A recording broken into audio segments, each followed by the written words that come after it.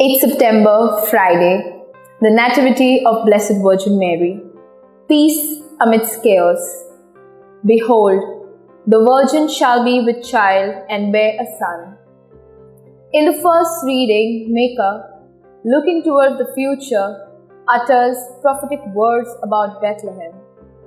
This would later provide one of the many signs of the coming Messiah. He then tells us that the Messiah would be a ruler, yet he invokes the model of a shepherd. His origins would be from ancient times. His greatness will reach the ends of the earth. He would not merely bring peace, but he would be the peace. In today's Gospel, Matthew begins with the context of genealogy. This list extends down from Abraham through King David, and finally Joseph, the husband of Mary.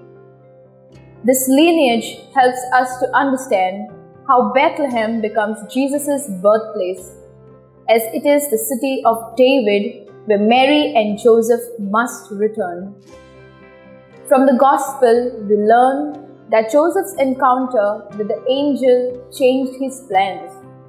He demonstrated his faith by his action, serving as the husband of Mary and an earthly father to Jesus. This must have been difficult. Mary and Joseph faced a challenging situation. They were confused yet obeyed God. Mary believed that God was with her. Because of Mary's obedience and faithfulness, Emmanuel came to this earth. Like Mary and Joseph, we may be perplexed and struggle to reach the right choices with imperfect information, but we have great comfort in knowing that God is indeed with us. Pray and practice.